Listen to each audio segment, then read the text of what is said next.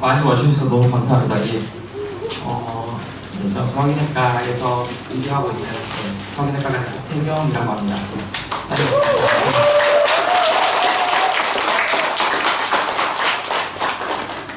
오늘 제가 주민 여러분들하고 직원분들하고 나누고 싶은 이야기는 간 질환과 비만 치료에 대한 내용입니다. 그래서 제가 준비하면서 저도 이제 공부를 좀 많이 했거든요. 그래서 이제 설명을 드리고 나서 나중에 이제 Q&A 시간에 혹시 궁금하신 거 평상시에 언제든지 우리 오늘 발표하는 주제하고 관련된 것도 물어보셔도 되고 아니면 다른 의료적인 걸 물어보셔도 되니까 그것을 편하게 물어보시면 되겠습니다. 예, 시작하겠습니다. 보통 이제 검진을 하시고 오면 우리 병원도 이제 검진을 많이 하고 있는데요. 종합 검진도 하고, 그다음에 직장 검진도 하시고, 그다음에 이제 효과 검진도 하고 있습니다. 근데 보면은 거기에 꼭 전통적으로 포함되는 검진 항목 중에 간 수치라는 게 있습니다. 그래서 간 수치가 높은데, 그래서 보통 저한테 진료로 많이 들어오십니다. 외래로 오실 때 간 수치가 높아서 왔어요 이렇게 하고 오시거든요. 그래서 그런 경우에 제가 소화기내과에서도 어떻게 치료에 나가고 또 그 다음에 그런 것들의 원인은 뭐가 있는지 그리고 이제 그런 것들의 원인 중에 이제 지방간, 그러니까 비알코올성 지방간 질환이라는 게 있는데 그거에 대한 치료, 이제 비만 치료까지 오늘 설명을 드리도록 하겠습니다. 그래서 이제 보통 간 수치가 올라서 이제 검진해서 발견해서 오시는데 근데 이제 증상이 없는 경우가 많습니다. 보통 이런 경우는 이제 바이러스 감염이라든지 아까 방금 말씀드린 대로 비알코올성 지방간, 그다음에 술 때문에 생긴 알코올성 지방간, 그다음에 다른 약제라든가 다른 한약 같은 거 이런 거 드시고 간 수치가 올라가는 분들도 있어서 그런 것들에 알고 계시면 좋을 것 같고요. 그래서 이제 간 수치라는 게 상당히 많습니다. 그래서 이게 사실 소화기내과 의사가 아니면은 잘 모르는 분들도 있습니다. 그래서 보통 다른 이제 작은 의원급에서 이제 검사하시고 간 수치 높으니까 큰 병원 가보라 이런 경우가 많고, 오시게 되면은 보통 저는 이런 항목들 다 확인을 하거든요. 그래서 많이 들어보시죠. AST, ALT, 간바지 TB 이런 것들이 있고요. 세세적으로 있는데 다 아실 필요는 당연히 없고, 보통 이제 AST, ALT 높으면은 간에 좀 자체에 문제가 있는 경우가 많고, 그 다음에 간바지 TB 세 번째 게 높으면은 이제 보통 술이나 약이 문제인 경우가 많습니다. 그 다음에 ALP 이런 게 있는데, ALP는 이제 뼈가 골조에도 올라가는 경우가 있어서 그런 것들 좀 확인을 해봐야 되고, 그래서 오시면 혹시 골조 같은 게 있는지도 제가 확인을 꼭 하거든요. 그리고 그다음에 항달 수치 이런 게 있을 경우에는 이제 혹시 간에는 이제 여러 가지 관이 있지만 담도라는 기에 있습니다. 그래서 거기서 담즙을 만들어서 이제 담낭에 저장을 하고 음식물이 들어왔을 때 배출을 하게 되는데, 그래서 소화를 돕게 하기 위해서 이제 배출을 하게 되는데 이제 그런 것들이 내려가는 길이 막히면 황달 수치가 올라가는 경우가 있어서 확인을 같이 요하고요. 그 다음에 간 수치가 높아서 왔지만 사실은 간에 문제가 있는 경우가 아니고 이제 근육 운동을 열심히 하시는 분이 있습니다. 그런 경우에도 간 수치가 올라갈 수 있으니 이런 근육 수치도 같이 확인을 하고 있습니다. 그래서 이제 간 수치가 높아서 저한테 오시면 제가 이런 검사들을 합니다. 그래서 이게 검사를 많이 해요. 너무 과잉 진료 아니에요. 이런 분들이 많은데 실제로 간 수치가 올라가는 원인이 너무 많아서 그걸 다 확인하기 위해서 일일이 확인하기 위해서 검사가 많습니다. 그래서 보통은 피검사, 다른 병원에서 검사를 하고 오신 경우에는 다시 재검을 하고 있는 편이고요. 그 다음에 이제 우리나라는 지금은 조금 줄어들고 있는 추세인데 과거에는 B형 간염, C형 간염 이런 바이러스 간염이 되게 많았습니다. 그래서 아직도 많기 때문에 이걸 확인하고 있고요. 그 다음에 이제 혹시 간에 따른 혹이라든가 아니면 이상이 있다거나 아니면 막혔다거나 이런 이상이 있는지 확인하기 위해서 1차적으로는 초음파 검사를 하고 있습니다. 그래서 보통 오실 때 금식을 하고 오셔야지 이제 초음파 검사를 바로 할 수 있기 때문에 초음파 검사를 또 확인을 같이 하는 편이고요. 그 다음에 이제 간 섬유화 검사라고 해서 이거는 이제 기존에 이제 간이 좀 망가져 있고 만성 간염이 있는 분들 중에서 이게 간경화로 진행을 하는지 확인을 하기 위해서 하는 검사가 되겠고요. 그 다음에 이제 그 외에 CT라든가 MRI는 초음파를 했는데 초음파에서 뭔가 혹이 발견됐어요. 간에 뭐가 혹이 있다. 근데 그게 무슨 혹인지를 초음파는 사실 알기가 어렵습니다. 그래서 초음파에서는 무슨 간이 있으면 간에 무슨 혹이 있다 없다 이런 것들을 보통 확인을 하게 되고, 그 다음에 어떤 혹인지 약간 의심만 한 상태에서 CT 검사를 하게 되고요. CT 검사를 못 하시는 경우에는 이제 MRI를 바로 하실 경우도 있는데 대부분은 CT 검사를 하게 되고, CT 검사하고 나서 여기서도 이 혹이 정확하게 뭔지 모르겠다 이런 경우에는 MRI 검사를 추가로 하거나 아니면 이제 조치 검사까지 진행을 하기도 합니다. 그리고 그 다음에 이제 첫 번째 주제인 바이러스 감염에 대해서 설명드리도록 하겠습니다. A형 간염, B형 간염, C형 간염 많이 들어보셨을 겁니다. 네. 이게 이제 왜 A, B, C 이게 무슨 의미냐, 이게 발견 순서입니다. 발견 순서. 그래서 제일 먼저 발견된 게 A고요. 그 다음에 B, C인데 이게 사실은 이게 한 2000년 초반 내지는 그 우리 아이밴드 때 그때쯤에 이게 우리나라에 이제 알게 돼가지고, 그러니까 지금 제가 알기로는 한 30 중반 정도 되는 분들 전에는 이 사실을 몰랐어요. 그래서 이게 있는지도 몰랐거든요. 그래가지고 그때 이제 엄마께서 아기 놓을 때 많이 감염되고 했습니다. 수직 감염이라고 하는데 이제 최근에 좀 알려진 거고요. C형 간염 같은 경우도 거의 2000년 넘어서 발견이 됐습니다. 그래서 그런 것들이 있었는데 사실 우리가 모르고, 근데 어떤 이유에서 계속 막 간이 망가지고 간경화가 생기고 이런 것 때문에 이제 이런 것들을 이제 하게 됐고요. A형 간염 같은 경우에는 사실 나이가 아예 많으신 분들 같은 경우에는 이게 보통 어렸을 때 흡하고 자란다고 하지 않습니까?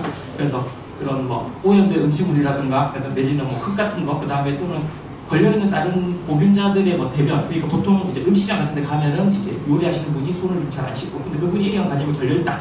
그러면 이제 그분이 만든 음식은 다 먹고 다 걸리는 겁니다. 그런 식으로 요즘에는 당연히 그런 걸 되게 신경을 쓰는데요. 잘 몰랐던 시절에는 A가 되게 많았습니다.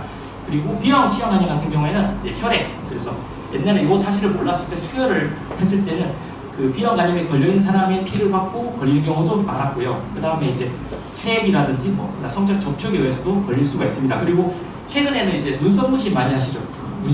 문신할 때 그 바늘을, 지금은 이제 일회용 바늘 같은 걸 쓰시긴 하는데 그거를 초반에는 잘 몰랐을 때는 막 여기 썼다가 저 사람 썼다가 막 이랬거든요. 그래서 옮기는 경우도 많았습니다. 네. 그리고 그거를 바늘은 새 거를 쓴다 하더라도 여기 들어가는 그 잉크 있지 않습니까? 잉크는 이게 비싸니까 그냥 하나를 계속 같이 쓰거든요. 그래서 이 바늘을 새 걸 쓰더라도 그 기존에 있는 다른 사람이 또 와서 새 바늘을 꺼냈지만 그 바늘이 여기 닿았으니까 또 바이러스가 옮기는 경우도 들어 있습니다. 그래서 그런 경우도 있고, 하여튼 B형 간염, C형 간염이 있는 경우에, 이런 경우에는 만성으로 많이 진행을 하는데, 이 경우에 이제 비만이 있거나 당뇨가 있거나 또는 술을 많이 드시는 경우에는 이제 그 간이 망가지는 속도가 빨라져가지고 간경화로 빨리 가고, 그 다음에 거기에 간암이 생길 확률이 높아지기 때문에 그런 것들은 알고 계시면 좋겠고요. 그래서 좀 더 설명을 드리면은 A형 간염은 이제 급성 간염이기 때문에 저절로 낫습니다. 낫기 치료가 있지는 않고 그냥 입원하시면 보통 이제 황달 심하고 목음살기가 심해서 오시거든요. 열도 약간 나고. 그래서 입원 치료하게 되는데 요즘에는 거의 없고요. 요즘에 예방접종이 있기 때문에 예방접종 많이 하시고, 한번 걸리면은 예방접종 안 해도 됩니다. 그래서 그래서 이제 사실 뭐 크게 걱정하실 별은 아닌데, 다만 이제 나이가 많거나 아니면 기존에 다른 간염이 있어요. 뭐 술 많이 마셨거나 B형 간염이 있거나 이런 분들에서 A형 간염이 걸리면 진짜 돌아가실 수 있어요. 갑자기 간이 급성 간부전으로 빠지면서 간 이식을 해야 되는 상황도 있을 수 있기 때문에 그런 건 유의를 하셔야 되고요. 그 다음에 B형 간염 같은 경우에 제일 많습니다. 바이러스 간염 중에 제일 많은 게 B형 간염입니다. 그래서 이런 경우에도 또 B형 간염은 정확하게는 완치라는 개념이 없습니다. 그래서 평생 약을 먹어야 되거든요. 약을 먹게 되는 경우에. 그래서 이런 경우에 이제 백신은 요즘 예방접종을 가능하기 때문에 예방접종을 하고, 요즘에는 신생아들도 많이 예방접종을 합니다. 그러니까 태어나면서 B형 간염 같은 예방접종을 의무적으로 하고 있습니다. 그리고 C형 간염 같은 경우에는 백신은 없습니다. 그래서 C형 간염은 예방접종은 없는데 대신에 요즘에는 이제 완치를 할 수 있는 그 치료제가 나와서 좀 비싸긴 하지만 많이 치료를 하고 계십니다. 그리고 간이란 장기 자체가 거의 다 망가지기 직전 되어야지 증상이 나타나거든요. 뭐 황달이 생기든지 뭐 피로감이 생기든지, 약간 피로한 정도 가지고는 사람들이 알 수가 없지 않습니까? 그래서 거의 증상이 없기 때문에 주기적으로 검진을 하셔서 혹시 간 수치 올라가 있으면 그때 간에 무슨 다른 질환이 없는지 이런 것들을 확인하시는 게 매우 중요하다고 보겠습니다. 예, 이거 제가 정리한 내용인데 한번 읽어보시면 되고요. 제가 한 가지 더 드리고 싶은 말씀은, 우리나라에서 이 국가 검진으로 B형 간염, C형 간염, 그 다음에 간경화 환자들에 대해서 주기적으로 6개월에 한 번씩 간암 피 검사를 하고, 그 다음에 초음파 검사를 하고 있습니다. 그래서 이거 생각보다 모르시는 분들 많아가지고 제가 외래로 오시면 제가 이거 꼭 등록하시라고 말씀드리거든요. 그래서 이렇게 알고 계시면 좋겠고요. 그다음 두 번째는 주제는 술인데, 알코올성 간질환 진짜 많습니다. 이게 우리나라가 제가 찾아보니까 전 세계에서 술을 제일 많이 먹는 나라 중에 하나입니다. 보시면 보라색이 술 많이 먹는다는데요. 예, 보시면 러시아는 유명하지 않습니까? 보드카 많이 먹고, 네, 독한 술 많이 먹고 유명한데, 네, 유럽도 그렇고, 우리나라 그렇고, 오히려 북한은 좀 적게 먹고, 중국도 적게 먹습니다. 그 다음에 남아시아 이런 국가도 적게 먹는데, 보시면은, 우리나라 보시면 여기 해당되거든요. 그래서 술을 엄청 많이 먹습니다. 그래서 우리나라의 술, 또 약간 분위기가 술을 본인들이 먹는 것에 대해서 약간 좀 간대한 문화가 있습니다. 그리고 또 회식 같은 거 하면은 술을 안 먹으면 약간 좀 술을 또 강제로 좀 먹게 하고, 요즘에 많이 좋아졌는데, 하여튼 술을 좀 너무 강권하는 문화가 있어서 그런 것도 있고 해서, 하여튼 그것 때문에 간에 알코올성 간염이 상당히 많습니다. 상당히 많고, 예, 술이 찾아보니까 이런 영향이 있거든요. 뭐 골다공증, 근육에도 빠지고, 심장에도 안 좋고, 미네랄도 부족하고, 그 다음에 이제 뇌 손상도 오고, 그 다음에 빈혈 같은 것도 올 수가 있고, 그 다음 식도염, 이런 거, 위궤양 같은 거, 십이장 궤양 같은 것도 올 수가 있고, 예, 그 다음에 당연히 술을 맨날 먹으니까 이제 회사 생활을 정상적으로 할 수 없지 않습니까? 실직도 하고, 예, 운전하다 걸리면 면허정지도 걸리고, 그죠? 그 다음에 그러다 보면은 맨날 싸우고 이혼하겠죠. 예. 근데 실제로 이제 알코올성 간염으로 해서 간경화까지 오신 분들 보면, 저는 계속 그런 분들을 입원시켜서 보잖아요. 예. 진짜 가족이 없어요. 마지막에는. 보통 물어보면 이혼했다 그러고, 있어도 연락 안 한다 그러고, 그런 경우 많습니다. 진짜 혼자 쓸쓸히 늙어갑니다. 그래서 이 술이 이만큼 위험합니다. 그래서 보통 이렇게 보통 건강한 간이 이렇게 있으면 술을 계속 먹다 보면 이제 지방간이 오는데, 이거는 이제 말 그대로 아직 간에 지방이 있는 단계고, 그 다음에 이제 여기다 간 수치 같은 게 올라가는 경우는, 아까 전에 피검사 했을 때 간 수치가 올라간다 그랬잖아요. 그렇게 동반되면 알코올성 간염이 되고, 이게 이제 치료가 안 되고 계속 방치가 되면, 계속 술을 드시면 알코올성 간경변, 이제 간경화라고 하는데, 여기도 진행을 하게 되는데, 요 알코올성 간염까지는 어떻게 되돌릴 수 있습니다. 여기서부터 술 끊고, 술 완전히 끊으시고, 이제 노력하시면은 간이 돌아올 수 있습니다. 정상으로. 근데 이제 그게 아니고 계속 술을 드신다. 그러면 이제 간경화로 가게 되고, 간경화로 가게 되면 더 이상 되돌릴 수가 없고요. 예, 술을 완전히 끊는 게 치료입니다. 근데 이게 상당히 어렵습니다. 완전히 끊어야 됩니다. 조금만 마시는 것도 안 되고 완전히 끊어야 되는데 상당히 어렵습니다. 예. 다음은 이제 독성 관절암입니다. 이것도 우리나라 진짜 많습니다. 왜냐면은 일단은 요즘에 보면은 이제 편의점에서도 막 그런 해열제 같은 타이레놀 같은 거 많이 그냥 살 수 있잖아요. 그죠? 살 수 있고, 부산에 가보니까 자판기에서 팔더라고요. 네, 자판기에서 팝니다. 그렇기 때문에 약을 쉽게 구할 수 있는데 우리나라는, 근데 문제는 뭐냐면은 정해진 대로 안 먹고 그거를 많이 먹거나 가다 버리고 이런 경우에 간 수치가 망가질 수가 있고요. 그 다음에 이제 한약 정말 많이 드십니다. 네. 주기적으로 텔레비전 나와가지고 유명하신 한의사 선생님들 엄청 광고를 합니다. 네. 진짜 많이 먹습니다. 근데 이런 것들을 먹는다고 해서 다음 등산입니다. 등산도 있고요. 네. 등산은 나라에서 팔고 있지 않습니까? 네. 아예. 그래서 참 많이 먹고, 그 다음에 이제 좀 내가 무슨 당이 좀 높다든지 어디가 안 좋다든지 하면서 무슨 당뇨 있는 분들 보면 돼지감자 다리물, 그 다음에 노니 다리물, 노니 다리물이거든요. 예. 이런 거 드시고요. 그 다음에 기력이 안 좋다. 흑염소. 싫어? 넘어가. 버스 왔어. 이 버스로 왔어. 예, 흑염소, 흑염소뿐만 아니라 무슨 돌미나리, 즙 많이 드시거든요. 우리나라 분들. 이상하게 많이 먹습니다. 우리나라 사람들 못 먹는 거 없습니다. 찾아봤는데 외국에서 안 먹는 것도 먹어요. 고사리도 많이 드시죠. 데쳐가지고. 예, 고사리도 이거랑 상관없지만 고사리도 사실 데쳐 먹는 이유가 그게 독이거든요. 독성분이 있어서 외국 사람들 안 먹는데 우리나라 사람들은 맨날 먹을 게 없어서 그런지 참 많이 먹더라고요. 이런 것들을. 우리나라 사람 그래서 그런지 이런 거에 되게 약간 좀 간대하거든요. 되게. 근데 실제로 이런 것들 먹고 나서 되게 간 수치가 올라가는 경우가 많은데, 특히 이제 건강 생각한다 해가지고 이런 것도 막 다 드시마십니다. 그러니까 이게 먹는다고 해서 다 간 수치가 올라간다는 건 아니지만, 내가 간 수치가 높은데 이런 걸 먹고 있다 하면 끊어야 됩니다. 이게 원인일 가능성이 높거든요. 내가 술을 많이 먹는 것도 아니고 다른 특별한 이유가 없고 살찐 것도 아니고 아무것도 없는데 간 수치가 높다. 근데 내가 홍삼을 왜 먹고 있어? 그러면은 끊어야 됩니다. 그 홍삼. 그게 원인일 가능성이 없습니다. 그래서 이런 것들을 독이 되는 원인을 끊는 것이 이제 치료가 되겠습니다. 그 다음에 이제 대사 이상 간질환이라 해서 이전에는 이제 비알코올성 간질환, 술을 안 먹는데 초음파를 해보니까 지방간은 있고 지방간이 있어서 이제 지방간 질환인데 술을 안 먹으니까 비알코올성 지방간이라고 불렀고요. 옛날에는 최근에는 이제 이름이 대사 이상 간 질환으로 바뀌었습니다. 그래서 보통 이제 비만, 몸무게 뭐 BMI 해가지고 뭐 25 이상 이거 계산하시는 거는 본인 몸무게를 자기 키로 두고 나오면 됩니다. 그래서 예를 들어서 몸무게가 만약에 100kg다. 그러면 100kg를 자기 키가 만약에 1.8m다. 1.8로 두 번 나누면 요 값이 나오거든요. 그래서 이게 25가 넘어간다. 계산해 보시고 25가 넘어가면 아 내가 비만이구나 이렇게 알고 계시면 되겠습니다. 그 다음에 뭐 허리 둘레가 남자 같은 경우에 90cm, 여자 같은 경우 85cm 정도 되면은 이제 아 비만이다 이렇게 알고 계시면 되고요.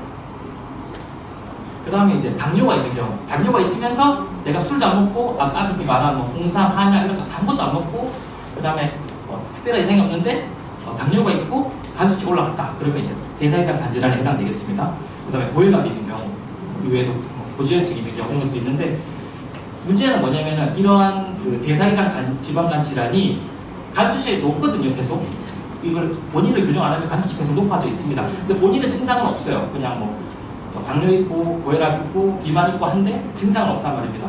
근데 그래서 보통은 이거를 자기가 검진해 보면은 조금 올라가 있고 그렇군요. 간 수치가 한 2배 정도 올라가 있고 많이 올라가 있는 건 5배까지 올라가 있는 분도 있고 더 올라가는 분도 있긴 한데 그런 경우에 이거를 내가 증상이 없다고 해서 치료를 안 하게 되면 이제 한 20%에서 8년 뒤에 간경화로 갑니다.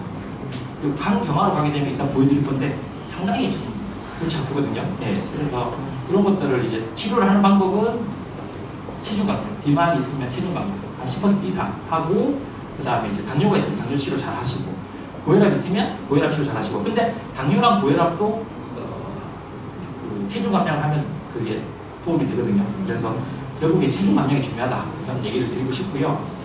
다음으로 이제 간경화 얘기는 제가 아까 말했던 모든 간질환들의 종착역입니다. 간경화 그리고 간경화가 가고 거기 이제 합병증 같은 게 생깁니다. 그래서 정상간이 지방간에 갔다가 간 섬유화가 생겼고 간경화로 가는데 이런 식으로 보면 처음에는 보면 간이 이렇게 맨들맨들 하거든요. 맨들맨들 하다가 점점 딱딱해지기 시작합니다. 약간 형태가 잡히죠. 뭔가 좀 그러다가 이제 약간 이게 조약돌 같이 이렇게 막 울퉁불퉁하게 생기고요. 마지막에 여기서 이제 암이 생기는 겁니다. 암이 이름이 암이 생기는 거예요. 네. 그래서 이제 보통 이제 간 경화가 있는 사람들이 간 경화가 없는 사람에 비해서 간암이 생길 확률이 25배 높습니다. 그래서 나라에서 간 경화가 있는 경우에 6개월마다 초음파를 해주는 겁니다. 검사를. 그래서 이제 이런 식으로 시간이 지남에 따라서 점점 간 섬유가 되고 간 경화로 진행을 하게 되고요. 간 경화가 돼서 생기는 문제점이 뭐냐? 이제 간암이 있어요. 간암이 있고 그 다음에 이제 간암 말고도 황달. 그래서 이게 좀 안타까운데 이렇게 황달에 대해서 오면 사실 이미 좀 많이 진행된 겁니다. 간 경화가 이미 생겼고 거기서 몇 년 지나서 이제 합병증까지 생긴 경우이기 때문에 이제 황달, 그 다음에 복수가 차는 거, 배 물이 차는 거 이런 것도 있고요. 그 다음에 이제 이렇게 식도 내시경 해보면 되는데 피가 나옵니다. 그래서 정맥이 커져가지고 거기서 피가 나가지고 이런 식으로 해서 진짜 피를 토해하면서 응급실에 오시거든요. 119에 실려가지고. 근데 이런 경우가 진짜 되게 살기 어렵습니다. 그래서 상당히 위험하고 그 다음에 이제 간성 내병증이라고 해서 의식이 가는 경우가 많습니다. 그래서 이런 것들이 간 경화의 합병증이 되겠고요. 그냥 간경화 환자분들은 그러니까 이런 합병증이 안 생기고 그냥 초기 간경화 환자분들의 수명이 어느 정도냐면 5년 생존율 90%라고 얘기하거든요. 그게 무슨 말이냐면 간경화가 있는 사람들을 10명을 모으면 5년 뒤에 다시 모이세요 하면 한 명은 없습니다. 90%만 살아남아요. 근데 합병증이 생겼다. 방금 이런 합병증이 생겼잖아요. 그러면 어떻게 되냐? 5년 생존율이 30%입니다. 무슨 말이냐면 이런 합병증 생긴 분들을 제가 모아서 이제 15년 뒤에 어떻게 되시나 보면은 10명 중에 3명만 살아있습니다. 그게 평균 값이고요. 실제로는 평균 수명이 한 1년에서 3년 정도 됩니다. 그래서 좀 안타깝고 그렇습니다. 이런 경우 간이식을 해야 되는데 사실 간이식이 쉽지는 않습니다. 가족이 주든지 아니면은 뭐 누가 이제 돌아가시면서 기증한 걸 받아서 이식을 해야 되는데 상당히 그럴 확률이 낮고요. 보통 가족끼리 간이식을 하는 경우가 많은데 술 많이 먹는 사람은 간을 안 줍니다. 그렇죠? 이미 가족이 옆에 없잖아요. 네. 그런 안타까움이 있고 그렇습니다. 그래서 여기까지 일단 간질환 설명드렸고요. 이제부터는 아까 제가 앞에 비알코성 지방간질환에 대해서 설명을 드렸는데 그거의 치료인 비만 치료에 대해서 조금 더 설명을 드리도록 하겠습니다. 대사 이상 간질환의 치료입니다. 제일 많이 들어보셨어요. 텔레비전에서 하도 광고를 하고 그 다음에 위고비, 마운자로 많이 들어보셨을 겁니다. 그죠? 네.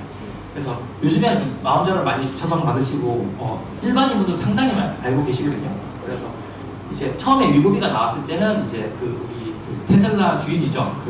일론 머스크가 저거 자기가 만든다 해가지고 공식 석상에 나올 때 너무 사람이 슬림해지고 나오니까 사람한테 관심을 가졌던 약이고 자기가 비결이 뭐냐 물으니까 위고비라고 답을 했거든요. 그래서 위고비를 맞아가지고 이렇게 살을 뺐구나 그런.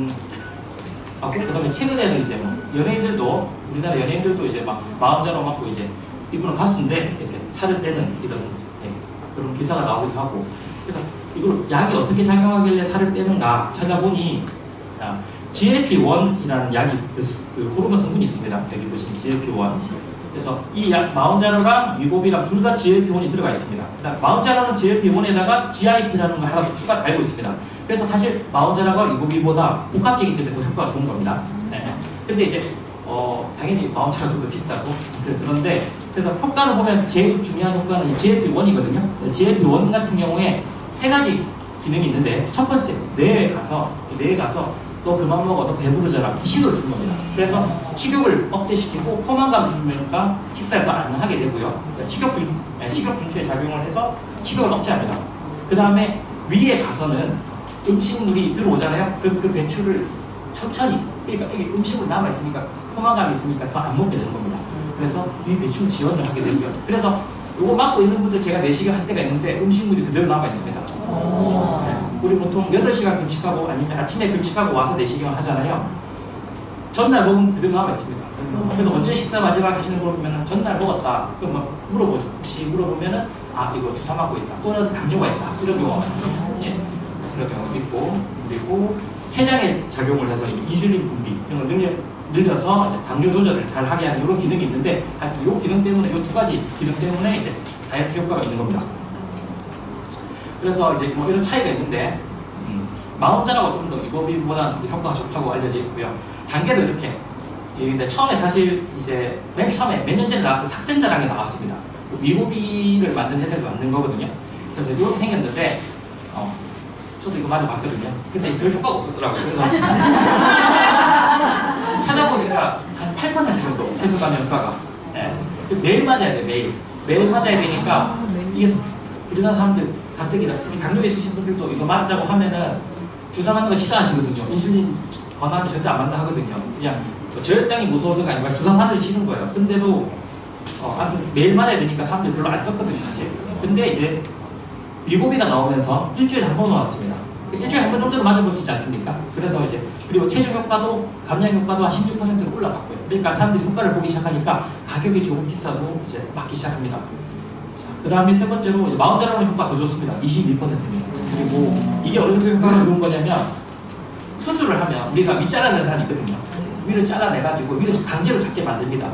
그렇게 한 다음에 이제 적게 먹을 수밖에 없겠죠. 이렇게 양이 작아지니까 여기에 음식물이 담겨야 되니까 강제로 이제 음식물을 적게 먹게 되는 건데 이런 경우에도 효과가 한 20에서 30%로 하면 주사만으로 22%면 상당히 효과가 크다고 볼 수 있습니다. 그래서 마운자라고 되게 진짜 엄청 기적의 약이다라고 할 정도로 많이 요즘에 홍보가 되고 있고요. 그래서 이런 약들은 어떤 대상에서 처방을 하냐? 원칙적으로는 사실은 이제 비급여고 나라에서 이렇게 보험을 해주는 거 아니라서 그냥 본인들이 원하시면 맞을 수 있습니다.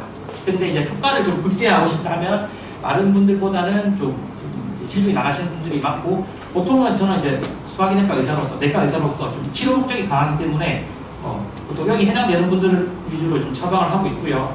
몸무게 아까 계산하는 거 말씀드렸죠. BMI 27 이상이면서 당뇨, 고혈압, 고지혈증 또는 지방간 또는 수면무호흡증, 코골이 이런 게 있으신 분들 같은 경우에는 처방을 하고 있고 권하고 있습니다. 그거 하시면 더 좋아집니다. 이런 증상들이 더 좋아집니다. 이거 맞으면 살 빠져서 당뇨약 끊을 수 있습니다. 이렇게 얘기하기도 합니다. 그 다음에 이제 이런 병이 없는데 BMI가 30 넘는 사람에도 맞습니다. 그 다음에 단계가 이렇게 5가지가 있습니다. 위고비는 5단계가 있는데 이런 식으로 제일 낮은 영양부터 한 달에 하나씩 올리는 겁니다. 근데 다 올라가는 건 아니고요. 맞다 보면 자기한테 맞는 용량이 있습니다. 그 이상 맞으면 너무 불편하고 너무 막 일상생활에 지장이 있고 이런 경우에는 더 올라가지 않고 그 용량까지 이제 유지하면서 어차피 그 용량에서 살이 빠지거든요. 그렇게 유지하면서 약을 쓰고 있고요. 그 다음에 이제 마운자로 같은 경우는 총 6단계가 있는데 아직 국내 출시는 4단계까지만 나와 있고 지금 5단계, 6단계는 올해 하반기에 출시 예정입니다. 그래서 이렇게 점점 용량을 올리면서 자기한테 맞는 용량을 찾는다. 그렇게 알고 계시면 되고 또 많이 물어보시는 것 중에 하나가 이거 끊으면 다시 찌나요? 그런 거 많이 물어보시거든요. 갑자기 끊으면 당연히 식욕이 확 올라오기 때문에 다시 살이 찝니다. 그렇기 때문에 처음에 맞을 때 용량을 하나씩 올려서 맞았잖아요. 나중에 자기가 살을 이제 이거 끊고 싶은데 어떻게 하나요? 그러면 이거를 천천히 용량을 다시 낮추면서 자기가 올라오는 식욕을 견디면서 끊어야 됩니다. 그래야지 좀 요요를 그나마 좀 잘 막을 수가 있습니다. 이거 부작용 생각보다 별로 관심 없으시는 분도 있는데 상당히 좀 잘 알고 계셔야 됩니다. 이 응급실에 많이 오시거든요. 보통 보면 마운자로 맞고 있다가 토하고 체해가지고 왔다. 췌장염도 많이 오시고요. 돌이 생겨서 오시는 분도 있습니다. 그래서 제일 흔한 거는 두통, 소화불량, 그다음에 오십제, 미식미식하는 거, 그다음에 구토, 설사, 변비 이런 것들이 있을 수 있습니다. 그다음에 이제 그 쓸개에 돌이 생기는 담석증, 그다음에 이것 때문에 생기는 췌장염, 그다음에 머리카락이 빠지는 거. 비타민 같은 게 결핍되다 보니까 머리카락이 좀 많이 빠지고요. 근데 머리카락이 빠지는 경우는 제가 아직 많이 보진 못했고 몸무게가 많이 빠진 사람들에서 좀 빠진다고 머리카락이 많이 빠진다고 들었습니다. 그다음에 드문 부작용으로는 실명이 있습니다. 실명이 있는데 아직까지 국내에는 이런 사례는 없고요. 미국에서 이런 게 몇 명 있었다고 들으셔서 알고 계시면 될 것 같고, 그래서 만약에 맞다가 내가 시력이 좀 약간 흐려진다거나 이상이 있다면 당장 약을 중단하고 안과에 가셔야 됩니다. 아시겠죠? 네. 그 다음에 이제 갑상선암, 수질암, 그 다음에 이제 다발성 내분비 종양이라는 게 있는데 혹시 이런 거를 우리 가족 중에 보통 유전력이 있거든요. 가족 중에 있다거나 내가 갑상선암 진단을 받았다 하면은 요 위고비나 마운저를 맞는 거 조심하셔야 됩니다. 이게 금기거든요. 그리고 그 암을 더 키우자는 말이 있어가지고 그건 당연히 이제 알고 계시고 확인하셔서 약을 처방받으셔야 되겠습니다. 그 다음에 이제 이 약을 맞음으로 해서 변비가 잘 오고 담석증이 잘 오기 때문에 저 같은 경우에는 그냥 마운자로나 위고비만 처방하지는 않고 우루사도 같이 처방하고, 우루사를 먹으면 담즙 배출을 용이하게 해서 담석을 좀 예방을 하고 그 다음에 변비도 좀 예방하는 효과가 있어서 약을 처방해 드리고 있고요. 그 다음에 이제 음식물을 안 먹다 보니까 비타민이 결핍되는 경우가 많습니다. 머리카락 빠지고, 그래서 그런 것도 좀 예방하기 위해서 비타민 같은 경우 처방하고 있고, 그 다음에 이제 원래 우리가 음식물을 먹으면 안에 장에서 이 음식물을 분해하면 혹시 집에 그 음식물 쓰레기 처리기 쓰시는 분 계십니까? 미생물로 처리하는 그런 게 있습니다. 그게 보면 안에 미생물이 안에 있는데 음식물 넣으면 걔네들이 먹으면서 분해하는 거거든요. 사람 몸도 음식을 먹으면 우리 몸 안에 있는 균들이 그걸 분해합니다. 근데 얘네들이 그 사람들이 다이어트 한다고 안 먹지 않습니까? 그 먹이를 안 주면 얘네들 죽습니다. 그러다가 어떻게 한번 항생제 같은 거 한번 잘못 먹으면 한번 싹 쓸려 내려가면 그때부터 계속 설사하고 그렇거든요. 저도 최근에 경험한 적이 있고 그런 분이 설사 계속 하시는 분 입원한 적이 있어가지고 찾아보니까 마음대로 먹고 여기 몸 안에 있는 장내 유익균이 다 사라지면서 이제 보통 노인분 아니면 잘 안 생기는 이상한 잡균이 자라가지고 설사를 하는 장염이 있었습니다. 그런 케이스도 있어서 그래서 그런 것도 예방하기 위해서 장 유산균, 정장제를 같이 처방하고 있습니다. 그리고 가격은 이렇게 있으니까 나중에 관심 있으신 분들은 저희 소화기내과 이과 문의하시면 되겠고요. 제가 준비한 내용 여기까지고 혹시 궁금하신 거 있으시면 지금부터 질문하시면 되겠습니다.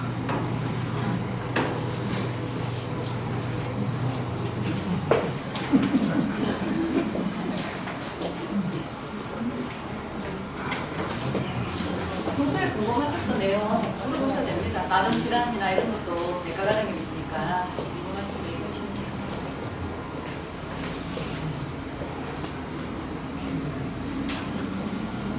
아무거나 상관없어요. 말씀하시는데 손 드신 것 같은데. 얘기하세요. 궁금한 게 있는데. 예. 일어서서 말씀해 주세요. 아니, 술 드셔서 됩니다. 예. 마이크 안 들어도 되겠죠? 네. 안 부끄러워 하셔도 됩니다. 궁금한 게 있는데. 예. 그 당뇨병 같은 경우에는 예. 그 완전한 완치가 가능한지가 궁금합니다.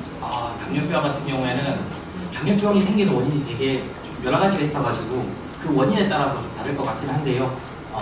만약에 이제 2형 당뇨 같은 경우에는 1형 당뇨 같은 경우는 완치하기 불가능합니다. 왜냐하면 몸에서 인슐린을 만들어내는 능력 자체가 없어지는 거기 때문에 평생 외부에서 인슐린을 넣어줘야 됩니다. 그래서 그런 경우에는 근데 이제 그런 것도 완치하기 위해서 요즘에는 인슐린 펌프라는 거를 내가 매일 주사를 맞지 않더라도 내 몸에서 시간이 지나면 자동으로 인슐린이 펌프되게끔 하는 것들을 연구하고 있고요. 그래서 그런 경우도 있고, 그게 아니고 만약에 내가 많이 먹고 그래서 이제 비만이 되고 그래서 당뇨가 생긴 거다 하면은 이런 약들이 좀 도움이 되긴 하겠습니다. 예, 아까 원설명 마운자로는 이고비가 애초에 당뇨약으로 나온 약들인데 이게 체중 감량 효과가 있다 보니까, 그리고 당뇨 환자 중에 좀 뚱뚱하신 당뇨 환자분들 같은 경우에는 체중 감량을 하면 약을 끊을 수가 있는 경우가 있거든요. 그래서 평생 조절을 해야 되겠지만 하여튼 약을 끊어볼 수 있다. 그렇게 말씀드릴 수 있겠습니다.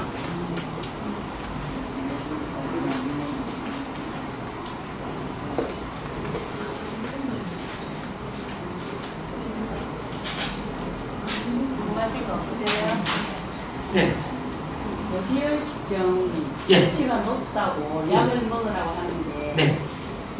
어떤 분 의견을 들어보면 약을 먹어야 된다. 네. 그걸 먹으면 안 된다 이래 하는 분들이 있는데 그걸 어떻게 정말 좋은 질문 주셨습니다. 진짜 많이 듣는, 제가 진료 보면서 많이 듣는 그런 질문이고, 그거에 더불어서 이제 텔레비전에 나와가지고 의사 선생님들, 어떤 의사 선생님 잘 모르겠는데 약을 먹으면 간 수치가 올라간다, 또는 당뇨가 온다, 또는 근육통이 생긴다, 예, 그런 얘기를 많이 하면서 굳이 먹을 필요 없다, 식이 조절을 통해서 할 수도 있다. 근데 이제 지금까지 알려진 바로는 일단은 이 고지혈증이라는 것이, 물론 이제 고지혈증도 안에 보면 종류가 많습니다. 좋은 콜레스테롤이라고 하는 HDL 콜레스테롤도 있고요, 나쁜 콜레스테롤이라고 하는 LDL 콜레스테롤도 있고, 중성지방, TG 이런 것도 있고요. 그걸 다 합쳐가지고 이제 총 콜레스테롤이라고 하는데, 사실 이거 말고도 훨씬 많습니다. 다 언급을 안 할 뿐 이제 몇십 개 됩니다. 근데 이제 주로 우리가 보는 게 중성지방, 그 다음에 LDL을 봅니다. HDL도 보는데, HDL은 좋은 콜레스테롤을 해가지고 이게 높으면 콜레스테롤을 조절하는 역할이, 청소부 역할을 하기 때문에 혈관에 떠다니는 그런 기름때 같은 걸 조절하는 데 있어서 HDL 콜레스테롤이 높으면 좋은 걸로 알려져 있고요. 우리가 제일 걱정하는 게 LDL하고 중성지방, TG인데 TG 같은 경우에는 사실은 좀 본인이 식습관하고 좀 관련이 있습니다. 야식을 많이 먹고 술을 많이 먹고, 술 먹으면 보통 안주가 다 기름지고 이런 것들이거든요. 탄수화물, 튀긴 거. 예, 그래서 그런 것들을 본인이 조절할 수 있다고 하면 제 생각에는 본인이 그런 음식들을 피하고 야식을 안 하고 술을 끊고 하실 수 있으면은 약을 보통 오메가3 같은 걸 쓰는데 그런 걸 안 쓰고 볼 수도 있습니다. 근데 이제 LDL이 높은 경우가 있습니다. 근데 LDL 같은 경우에는 이게 내가 음식을 조절하면 되지 않냐 이렇게 말씀하시는데, 사실은 이게 유전 질환이라서 내 몸 안에서 내가 어떤 음식을 먹든 간에 그 LDL을 만들어냅니다. 간에 만들어내기 때문에 내가 음식을 안 먹는다 해서 아예 안 먹고 살 수는 없지 않습니까? 뭐라도 먹을 텐데 뭐라도 먹으면 그 LDL 수치가 올라갑니다. 근데 그게 혈중을 돌아다니면서 안에 쌓이고, 그게 이제 죽상 동맥경화 이런 걸 만들고 나중에 뇌경색이나 심근경색을 유발하기 때문에 이 수치가, 이건 이제 알려져 있는 내용이거든요. 이 수치가 낮으면 오래 산다, 낮을수록 오래 산다는 게 이미 확인이 되어 있고 몇십 년이나 연구를 통해서 알려져 있는 바이기 때문에 LDL 수치는 낮을수록 좋은데, 근데 이제 LDL 수치가 높은데 약을 안 드시는 분들 참 많습니다. 왜냐하면 본인이 불편한 게 전혀 없거든요. 근데 뇌경색이라든가 이제 심근경색 이런 것들이 옛날에는 그런 게 있어서 사람들 평균 수명이 한 40, 50이면은 그런 것들을 앓고 많이 돌아가셨거든요. 지금 요즘에 우리 평균 수명이 한 80세, 90세 얘기하지 않습니까? 저는 그 LDL 이 약이 이제 스타틴이라고 하는데, 이 약 때문에 평균 수명이 늘었다고 생각하거든요. 그래서 이 약은 드시는 게 맞습니다. 그리고 평생 드셔야 됩니다. 용량을 자기 몸에 맞고, 그 다음에 먹어서 불편함이 없을 정도로 조절을 해서 용량을 줄여가지고 계속 드셔야 됩니다. 이렇게 하고 그렇습니다.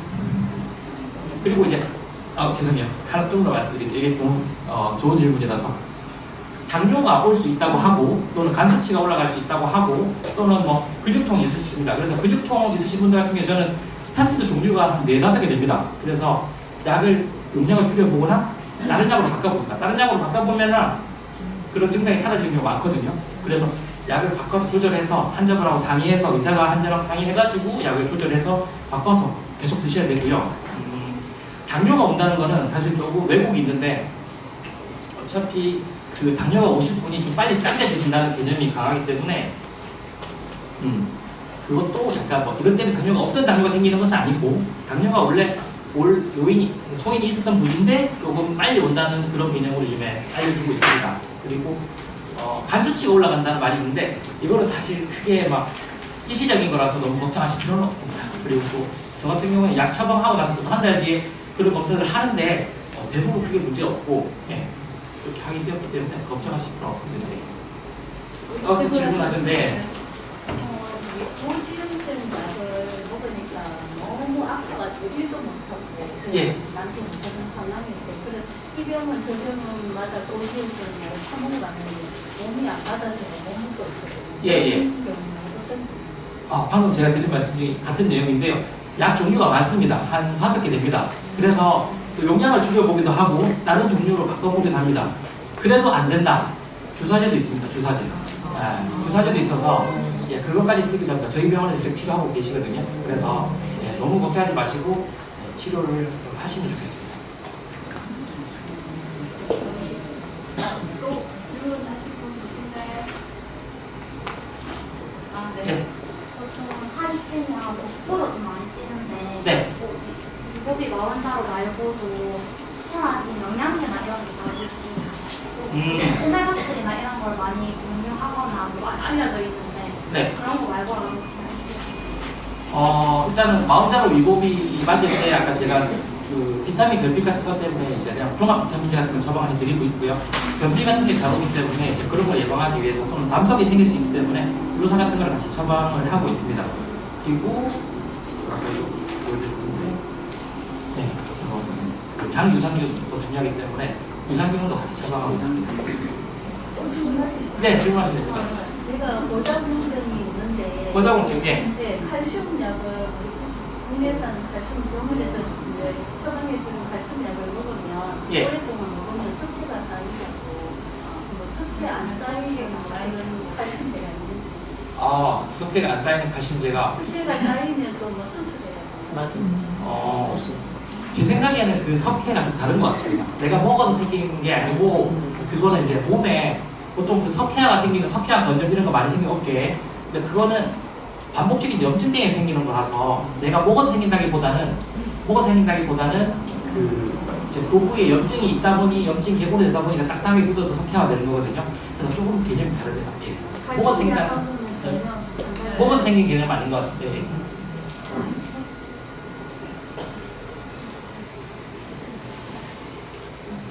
없으실까요? 예. 네, 선생님. 혹시 마운샤루하고 위고비를 할 때 또 계속 할 수는 없잖아요. 예. 이제 원하는 뭐 용량, 몸무게 뭐 20% 이상, 20%가 최대면 20% 정도까지 하고 나면 이제 거의 뭐 이렇게 줄이는 그런 식인지 네. 아니면 뭐 그 기간이 있으면 3개월이면 6개월, 6개월이면 6개월. 최대 뭐 얼마까지? 이게 내가 원하는 몸무게가 될 때까지인 건지 요만큼 하다가 조금 쉬었다가 다시 시작하고 이러는 게 있는 건지 예, 좋은 질문 감사합니다. 일단은 보통 하시기 전에 본인의 체중 목표가 있습니다. 그래서 그 목표까지 보통은 하시게 되고요. 근데 이제 그게 제가 생각했을 때는 옆에서 제가 지켜보고 있는 의사로서 그건 너무 건강하지 않은 몸무게인데 무슨 어디 저기 텔레비전 나갈 것도 아니고 그런 경우 아니면은 아까 말씀드린 대로 25보다 낮으면 정상이 되니까 보통 그 정도 몸무게를 유지를 하고 그 다음에 이제 너무 단기간에 급속도로 빼면 부작용이 많이 생기거든요. 그래서 아직까지는 그런 경우는 없었지만 보통 이제 1차 단계를 목표를 세우고 그 다음에 2차 몸에 나눠서 치료를 하기도 하고요.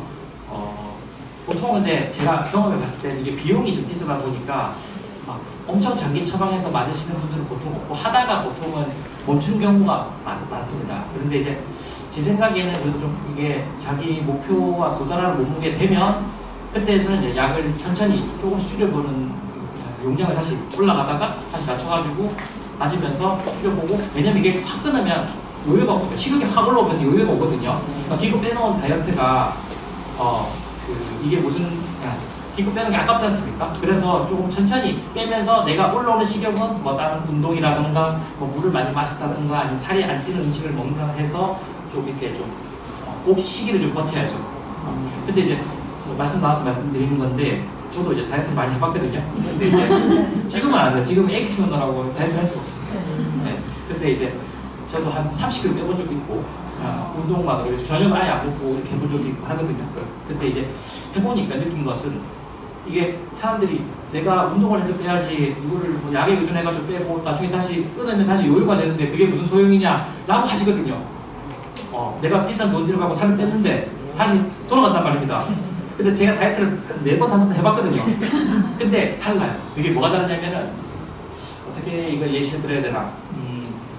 그 공부에 비하면 저는 공부에 비교를 하는데 공부를 애기한테 공부하라 말을 할 필요 없는 게 애가 공부를 한번 딱 전교 1등 한번 하면 그 다음부터는 공부하란 말 안 해도 공부 계속 전교 1등 하거든요.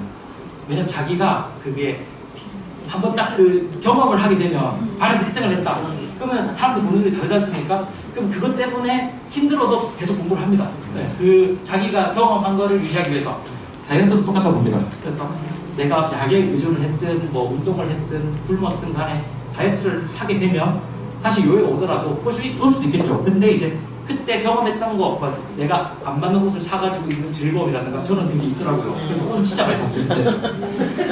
근데 그 즐거움, 그 다음에 막 달려도 다리도 안 아프고 네, 뭐 뛰어다니고 엄청 기분 좋고 사람들 만날 때마다 야 너 어떻게 빼냐 하면서 그 관심 가져주잖아요. 그러면 거의 안 먹어도 배부르거든요. 그러니까 그런 경험이 있는 사람, 그게 하나도 없는 사람하고 한 번에 있는 사람 다르다고 생각하거든요. 그래서 이 약이 도움이 된다 생각합니다.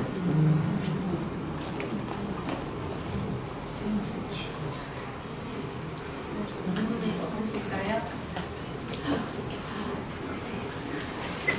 네, 그러면은 네. 가장 기대해 주시죠.